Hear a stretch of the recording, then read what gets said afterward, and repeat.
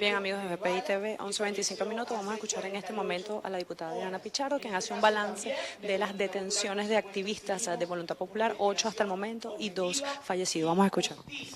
Para la familia de Leider García, quien además era exfuncionario militar. Con respecto a las detenciones, lamentablemente desde el año 2003 hasta la fecha, Venezuela cuenta con una cifra de 966 presos políticos, de los cuales 188 son militares y 778 son civiles, y 52 de ellas son mujeres. De estos 966, en tan solo 8 días, se suman 149 detenciones por protestas durante la crisis reciente. De esas 149, como les decía, 8 son activistas de Voluntad Popular, pero también hay activistas de los otros partidos políticos de oposición. Es decir, una vez más, Nicolás Maduro y su combo utiliza la herramienta de la represión, de la persecución, para tratar de intimidar a un pueblo que está convencido del cambio y que no está dispuesto a dar ni un paso atrás hasta alcanzar la libertad y la democracia. Por ejemplo, tenemos detenidos 5 en el estado Aragua, 54 en el estado Anzoátegui, 2 en Barinas, 3 en Carabobo, 23 en Falcón, 20 en Monagas, 3 en Portuguesa, 4 en Táchira, 4 en Trujillo, 1 en Yaracuy y 28 detenciones en Zulia que no hemos podido confirmar a la fecha por el tema precisamente de la luz y la falta de comunicación que tenemos tanto con los defensores de derechos humanos como con los medios del Estado Zulia. En el caso de las detenciones de Voluntad Popular, quiero destacar la detención de Miguel Ángel Delgado, un joven también activista de los derechos humanos y activista de Rescate Venezuela, que el pasado domingo, 10 de marzo, a las 11:30 de la noche, se presentó un comando a cargo del mayor de la Guardia Nacional, Leonardo Gómez, que funge como secretario de Seguridad Ciudadana de la Gobernación de Yaracuy, llevándolo detenido a él y a otra persona sin ninguna orden, y posteriormente fue allanada su casa, en donde, por supuesto, como siempre lo hacen, le fueron sembrados artículos como una granada que permitió que hoy en día lo mantengan, le hayan dictado una privativa de libertad luego de presentarlo ante el tribunal con los cargos de resistencia a la autoridad, obstaculización de vía pública, agavillamiento y posesión y tráfico de armas. En este mismo contexto quiero denunciar lo que ha sido la detención arbitraria del periodista Luis Carlos Díaz, a quien mantuvieron por 48 horas detenido arbitrariamente y le dieron una cautelar que igualmente lo mantiene privado de libertad, pues no puede comunicarse, no puede asistir a actos públicos. Siendo un periodista, le coartan su mayor derecho, que es la libertad. Igualmente, en el ámbito de lo que ha sido el trabajo de los medios de comunicación durante estos días, también quiero denunciar lo que ha sido la persecución y el acoso contra el periodista Luis Gonzalo de NTN 24, quien vimos en un video claramente cómo los grupos paramilitares, mal llamados colectivos, con uniforme incluso de una institución oficial del Estado, lo amedrentaba y trataba pues de evitar que él realizara su trabajo, cuando veíamos que había cientos de personas alrededor del periodista denunciando la situación que estaban viviendo en ese momento. Y bueno, ahora quiero hablar de lo que ha sido la visita de la Comisión Técnica de la ONU, con quien he tenido la oportunidad de reunirme ya en 2 oportunidades. El día de ayer vimos cómo ellos fueron al estado Carabobo y visitaron la ciudad hospitalaria Enrique Tejera. Allí, mientras ellos se encontraban en el lugar, fueron agredidos nuestros diputados Marco Bozo, Rodney Flores y Leandro Domingo, precisamente por esos cuerpos paramilitares, por esas turdas chavistas de los colectivos armados que los golpearon brutalmente, igual que al presidente de la Federación de Centros Universitarios de la Universidad de Carabobo, Marlon Díaz. Todo esto mientras se estaba dando pues la visita de ellos, así como mientras han estado en Venezuela, han seguido las detenciones. Inclusive le denuncié la detención de 8 menores de edad en el estado Anzoátegui, también por la policía regional de ese estado. Quiero acotar que la mayoría de las detenciones que hemos recibido, las denuncias, están dándose por órdenes de gobernadores, de alcaldes y a cargo de las policías regionales y municipales de todo el interior del país. Vimos cómo en el estado Carabobo ayer pintaban y metieron camiones con insumos al hospital, pero como bien se los dije a la comisión en mis 2 reuniones, no hay pintura, no hay aire acondicionado, no hay flores, no hay matas que logren tapar la realidad de la crisis que vivimos en este país. También conversamos sobre las 2 visitas que pudieron hacer esta comisión a el Helicoide y a Ramo Verde. Ellos nos pudieron decir que en el Helicoide no tuvieron acceso a ningún preso político, más allá de los gritos que escucharon por medio de las rejas, de las celdas, pero estuvieron absolutamente custodiados con una cámara en toda su visita al Helicoide, donde efectivamente pusieron matas en los pasillos, arreglaron el aire acondicionado, pintaron, y lo mismo pasó en Ramo Verde, donde solo pudieron entrevistarse con los policías metropolitanos que cumplen más de 16 años detenidos ahí, pero no lograron entrevistarse con ninguno de los militares ni civiles que se encuentran en Ramo Verde. Esto nos ha hecho darnos cuenta de que lamentablemente esta es una visita que está absolutamente coartada por el usurpador y su gente. Ellos se mueven, se desplazan en carros oficiales de los diferentes entes del Estado venezolano, están custodiados por la Policía Nacional y son por supuesto acompañados a todas y cada una de las visitas, donde siempre hay una especie de tutor que los lleva hacia donde ellos quieren y a que vean pues lo que ellos quieren que vean. Pero ya han salido cientos de denuncias nada más del día de ayer de Carabobo, de lo que fue precisamente esa pasadita de mano sobre el hospital para tratar de ocultar la realidad. Igual en las cárceles, y se los dije claramente, no pueden ocultar la tortura que se vive en el Helicoide y en Ramo Verde, ni con pintura, ni con aire acondicionado, ni con flores. Ellos prometieron intentar volver a ingresar a esas cárceles, como también lo van a hacer en la cárcel Hombre Nuevo, que debían haber estado esta mañana en Carabobo, y estarán en la cárcel Viloria en el estado Lara en los próximos días. Estado que también han hecho el mismo guión, también han llenado de insumos y han parapeteado el hospital que ellos han visitado, porque como les dije, lamentablemente la agenda prácticamente se la han montado ellos, a dónde y a qué hora y cómo y en qué condiciones visitan cada uno de los hospitales. Diputada, sobre esta visita de la Comisión de la ONU, ¿qué se puede esperar de esta comisión luego de su visita, tras todo lo que usted está relatando? Porque ayer también se hicieron virales a través de redes sociales videos donde pacientes, por ejemplo, de la ciudad hospitalaria Enrique Tejera, en Carabobo, gritaban por las ventanas intentando visibilizar un poco la situación cuando pasaba esta comisión. Los propios doctores, también diputados, usted bien expresaba. ¿Qué se puede esperar del informe que pueda presentar esta comisión? Porque más allá de lo que les han querido mostrar, han podido ver un poco quizás la realidad que se vive en Venezuela. Mira, por tratarse de una comisión técnica, en las reuniones, digamos, no había un diálogo entre ellos y nosotros. Ellos están allí para escucharnos, para levantar el informe, y dejaron claro que su principal función es ver la situación de Venezuela, ver si hay las condiciones de seguridad para que la alta comisionada Bachelet pueda visitar Venezuela, y sí nos dejaron claro que hasta este momento en el que estoy hablándoles no hay ninguna seguridad de que la alta comisionada visite Venezuela. Eso debe quedar claro, porque sé que hay muchas expectativas al respecto. Pero sí, mira, lo que te digo, ellos, lo poco que han conversado con nosotros, nos han dejado claro que es imposible ocultar la realidad de lo que ha sido la violación de los derechos humanos. Ayer también se reunieron con ONG de derechos humanos y familiares de víctimas de Carabobo, uno de los estados que más caídos y detenidos ha tenido.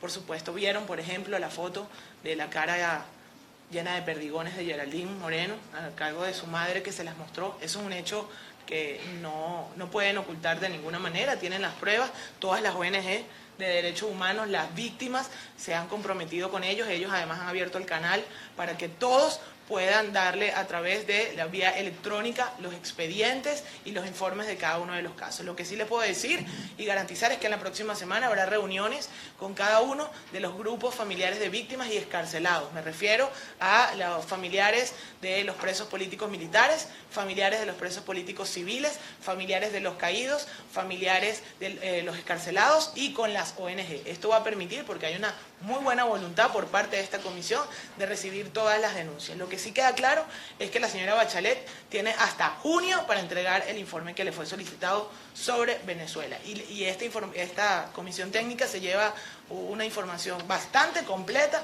para poder plasmar en ese informe la realidad de lo que vive Venezuela. Ya a estas alturas ha sido imposible para el desgobierno y el usurpador tratar de ocultar la realidad. Vimos cómo anoche cientos de venezolanos se pusieron en las puertas del hotel donde ellos se encuentran y finalmente a las 8:40 de la noche uno de los representantes salió y de viva voz escuchó las denuncias. Igual vieron el video de la joven estudiante de medicina que a las puertas del hospital, sin ninguna preparación para dar una declaración, fue algo absolutamente espontáneo, hablaba de lo que era la realidad y de lo que ellos estaban sintiendo como estudiantes de medicina y como pueblo de lo que vive Venezuela. Así que las expectativas son muy altas, pero tengo la confianza, a pesar del secuestro que le tienen a esta comisión, de que ellos van a hacer el trabajo técnico que les corresponde y que no podrán ocultar, porque tendrán cientos de informes, miles de testimonios que le permitan pues decir la verdad de lo que ocurre en Venezuela. Diputada, ayer la fiscal en el exilio, Luis Ortega, ya reveló unas fotos sobre la masacre en el distrito. Creo que esas imágenes se hicieron virales y lo va a denunciar con más de 300 fotos en la Corte Interamericana de Derechos Humanos. ¿Qué opinión le merece a usted esta masacre que fue vista a nivel mundial, pero hoy se revelan estas imágenes a una organización de Naciones Unidas que se encuentra en Venezuela? Y la segunda pregunta también, ¿qué mensaje le envían a Michelle Bachelet? Porque el Foro Penal Venezolano ayer denunció que a pesar de que ellos estén aquí visitando algunas cárceles, no le están permitiendo hablar completamente con los presos políticos. Y dicen que en este caso sería una visita turística, porque no están relatando ningún informe completo. Sí, bueno, con respecto a lo de las fotos que hiciera pública ayer la fiscal general, como bien saben, formo parte de la comisión investigadora del caso Óscar Pérez, así que agradezco muchísimo que haya publicado esa información, que haya logrado recabar esas 300 imágenes que simplemente demuestran que lo que nosotros como comisión, como Asamblea Nacional denunciamos desde el primer momento era la realidad. Ahí ocurrió una masacre, fueron ajusticiados, vimos imágenes muy fuertes del rostro de Óscar Pérez, de su cuerpo, con muchísimos agujeros, es decir, no se trató de 1 o 2 tiros de gracia, se trató pues de muchísimo... Una masacre, absolutamente. Y allí, conversé con ella ayer, me decía que tenía fotos de todos los cuerpos, de todo el grupo de venezolanos que murieron allí, y con esto pues vamos a dar un paso adelante ante la Corte Penal Internacional con respecto pues a la denuncia contra Nicolás Maduro por crímenes de lesa humanidad. Creo que esto va a ser una de las pruebas más duras para ese expediente y para esa decisión. Con respecto a la visita, como te digo, ellos están muy claros, incluso hacían comentarios como que al entrar al lugar había olor a pintura fresca, se veían unas matas casi que nuevas con la etiqueta en los porrones. Es decir, ellos están muy claros y además hicieron un comentario muy corto como esto lo hemos vivido en otras oportunidades, en otros lugares, donde tratan de taparnos y pasarnos por donde pasa la reina, ¿no? Sin embargo, ellos mismos, por los gritos que escucharon, sabían que lo que estaban viendo no era la realidad, que en la otra torre de Ramo Verde, por ejemplo, había muchísima gente que gritaba, que estaban hacinados, no era lo que ellos veían en el momento, que veían una celda perfecta, limpia, con un televisor, con 2 personas. Cuando no es verdad, cuando en Ramo Verde sabemos que en una celda de 5x5 hay 35 detenidos allí, y allí hacen sus necesidades, allí duermen, allí conviven las 24 horas del día durante todo el tiempo que mantienen allí detenidos. También se les hizo la denuncia de todas aquellas personas que tienen boleta de excarcelación, de todos los privados de libertad militares que hoy no conocemos porque están utilizando la modalidad de ponerlos a la orden del DGCIN como si fuera un traslado laboral. Y mentira, los que lo mantienen, y les hice mucho énfasis en eso, es en la DGCIN, secuestrados, torturados y encarcelados. Voy a dar la palabra al diputado Juan Andrés Mejía. Gracias. Sí, bueno, Juan Andrés Mejía, coordinador político encargado de Voluntad Popular. Brevemente, creo que la diputada Pichardo ha sido extensa en las denuncias que teníamos que hacer el día de hoy con respecto a lo que significa la persecución política en Venezuela, no solamente a dirigentes de partidos, sino a la sociedad civil en general, estudiantes y periodistas.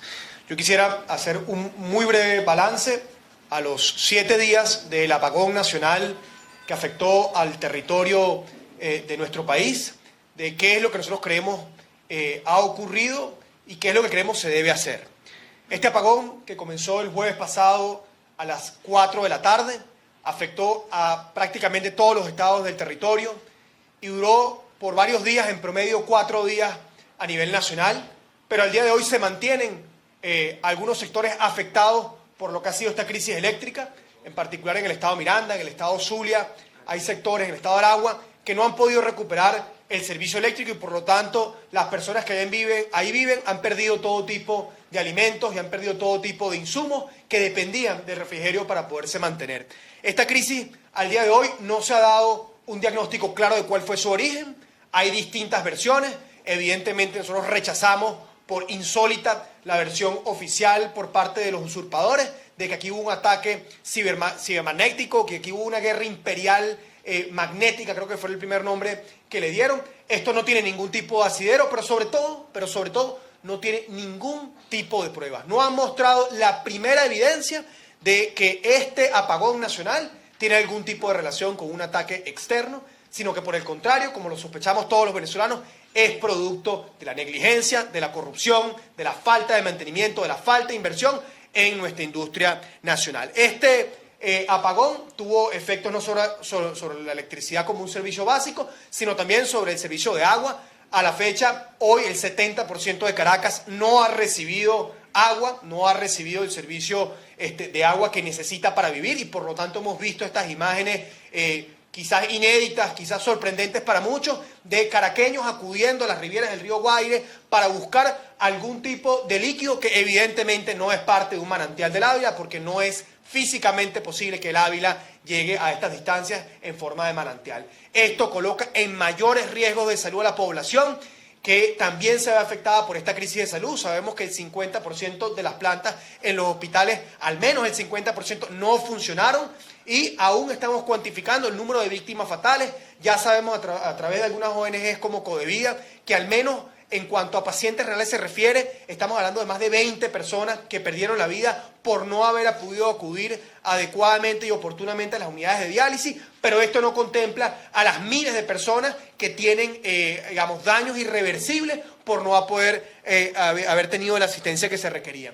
Nosotros también desde aquí, desde Voluntad Popular, rechazamos rotundamente esta investigación que se promueve desde quienes usurpan el poder para que países como Rusia puedan entonces tratar de llegar al fondo del asunto. Sabemos que tiene que haber una investigación imparcial, no tenemos absolutamente nada que esconder y por eso desde el Parlamento hemos llamado a la OLADE, Organización Latinoamericana de Energía, para que sean ellos quienes puedan venir al territorio nacional y verificar cuál es la realidad del estado actual de la electricidad y del servicio eléctrico en Venezuela. Nosotros desde Voluntad Popular también queremos trascender lo que significa la denuncia, trascender lo que significa el diagnóstico. Todos los venezolanos sabemos que esto no es algo nuevo, es más de una década desde que se viene denunciando en Venezuela y desde que los mismos usurpadores reconocen que hay un problema en el servicio eléctrico, han declarado ya anteriormente la militarización del sistema, han cambiado de ministros en múltiples oportunidades y no ha habido solución.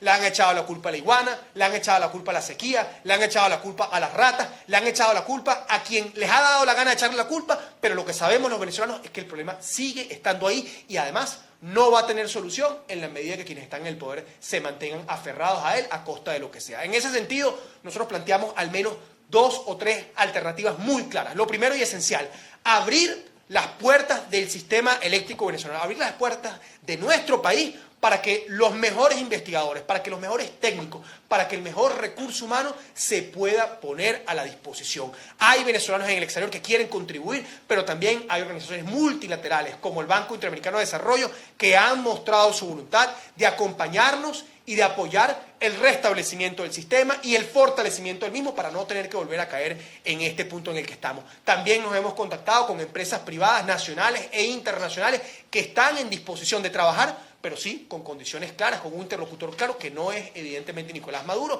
quien les ha mentido en múltiples oportunidades, que no ofrece ningún tipo de garantía y con los cuales simplemente han llegado a la conclusión, es imposible entenderse. También hemos insistido en que en nuestras fronteras, precisamente en la ciudad de Cúcuta, en Colombia, hay ayuda que puede ingresar a Venezuela para paliar esta crisis. Hay plantas potabilizadoras en Cúcuta en este momento que en cuestión de horas pudieran hacerse llegar a hospitales para de esa manera poder garantizar que haya agua de calidad, agua que sea útil en esos lugares para atender a los pacientes. Asimismo, no nos estamos quedando de brazos cruzados y ya anunciaba el presidente Guaidó que se le está haciendo llegar de manera informal por las vías posibles a distintas ONG y a hospitales, como lo vieron el día de ayer en el ortopédico infantil, insumos necesarios para paliar esta crisis. El día de ayer también queremos denunciar, hubo apagones en los estados Mérida, Aragua, Barinas, Carabobo, Táchira y por supuesto en Miranda, que seguimos a oscuras, en particular en el municipio de Baruta y en el municipio de Latillo, que ya se cumplen 8 días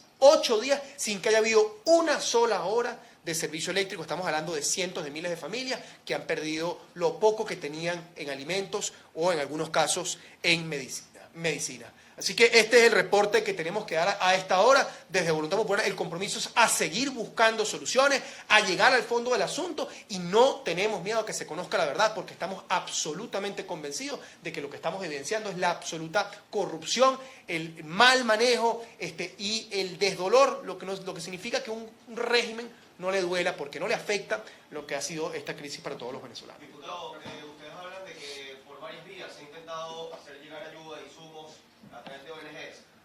¿Está previsto volver a intentar ingresar ayuda humanitaria? ¿Se tiene algún mecanismo para que esto suceda? Porque se ha visto en los últimos días que continúa llegando ayuda humanitaria, por ejemplo, a Cúcuta. Han llegado varios aviones estadounidenses con ayuda. Entonces, ¿hay algún mecanismo? ¿Se tiene previsto que esto ocurra? Y segundo, ayer se retiró lo que restaba de la delegación estadounidense en Venezuela, se bajó la bandera, es decir, se cerró la misión diplomática en el país. ¿Cómo deja parado Venezuela esto con respecto a Estados Unidos? Sí. Bueno, en primer lugar, en cuanto a la ayuda humanitaria, queremos ser muy enfáticos. Nosotros estamos decididos a seguir pidiendo a las naciones del mundo que nos han apoyado que puedan hacernos llegar ayuda humanitaria que requiere el país. Todos los venezolanos que nos ven a esta hora están absolutamente claros de que Venezuela sufre una emergencia humanitaria compleja y requiere de ayuda para resolverla. Negarla es parte de la narrativa de quienes hoy no la sufren como la sufrimos los venezolanos. Y por eso nosotros estamos buscando todos los mecanismos disponibles para que esa ayuda pueda ingresar. Sabemos ya que por parte del régimen hay una decisión tomada, que significa llegar al extremo de quemar esta ayuda, de impedir, de bloquear los accesos y por lo tanto nosotros estamos buscando maneras alternas para que esta ayuda llegue, como lo vimos el día de ayer en el Hospital Ortopédico Infantil. En cuanto a la misión diplomática de los Estados Unidos, bueno, es lamentable que nos sigamos quedando aislados, no es el primer caso. Recordemos que hace pocos días también la misión diplomática de Alemania fue expulsada a la fuerza de Venezuela, un país que tiene la forma de apoyarnos en la resolución de esta crisis, y en cuanto a Estados Unidos se refiere, ellos han sido muy claros en el pronunciamiento que hicieron. Ellos consideraban que la misión diplomática de los Estados Unidos en Venezuela estaba limitando su capacidad de acción, estaba impidiendo que pudieran tomar ciertas decisiones que me imagino tomarán en los próximos días, pero que el compromiso de las naciones del mundo de seguir apoyando, de seguir acompañando, de no dejar solo al pueblo venezolano que está siendo víctima de una cúpula. No es la generalidad de las Fuerzas Armadas, no es la generalidad de la policía, que hemos visto en las últimas semanas, en los últimos días, reflexionar y hemos visto debatir a lo interno que no pueden seguir siendo cómplices de lo que significa matar a un pueblo, bien sea de hambre, bien sea por falta de medicamentos. Sumamente crítica. Nosotros desde aquí nos sorprende porque no está bien que nos acostumbremos que quien se hace llamar gobernador de esa entidad, el usurpador de esa entidad, Omar Prieto, niega los hechos, ya eso califica en un estado de demencia. Todos los zulianos, los pocos que podrán quizás ver esta rueda de prensa porque no hay electricidad aún a esta hora en distintos lugares, bueno, saben qué fue lo que ocurrió, decenas, centenas de locales saqueados, pérdidas multimillonarias, Escuchábamos hace minutos a la Cámara de Comercio de ese estado decir que se habían perdido más de 2.000 empleos en solamente los últimos 7 días. Y bueno, una situación realmente lamentable. Aún estamos intentando identificar cuáles han sido las consecuencias en términos humanos, porque la conectividad con ese estado es sumamente crítica. Nosotros desde aquí nos solidarizamos con los zulianos porque es invivible en una sociedad como además lo puede ser el estado Zulia con las temperaturas que allá se viven, 7 días, 5, 6 días sin servicio eléctrico. Listo. Bueno, muchísimas gracias. Bien, declaraciones de los diputados Adriana Pichardo y Juan Andrés Mejía sobre los últimos acontecimientos en el país. El primero de ellos, la denuncia de 8 dirigentes o 8 integrantes del Partido Voluntad Popular detenidos en todo el país y se registran 2 muertes también de activistas que han protestado por la deficiencia de los servicios. También hacían mención a esta visita de la representación de la Alta Comisionada de los Derechos Humanos e indicando que, como ya se ha denunciado, no han podido visitar en su totalidad las cárceles venezolanas, solo han podido pasar por donde los funcionarios del gobierno de Nicolás Maduro les han indicado, en el caso del helicoide. Esta es la información cuando son las 11:50 de la mañana desde Caracas, Venezuela. Ana Rodríguez Garzón para BPI TV. Esta transmisión es presentada por Rapidez y seguridad son elementos claves cuando buscas mostrar solidaridad a tus seres queridos. En TGL Envíos somos tu solución y tus mejores aliados cuando de regalar sonrisas se trata. En TGL Envíos, tú lo eliges, nosotros hacemos el resto. Salvador Peluquería. Visítanos en Maracaibo, Ciudad Ojeda, Acarigua, Santa Bárbara del Zulia, Paraguaná, Panamá, República Dominicana, Miami, Curazao y próximamente en Italia. Only for Men. Centro San Ignacio, nivel Blandín, Caracas. Te lo llevo desde USA.com. Estamos ubicados en 8386 Northwest de la calle 68 del Doral, Miami.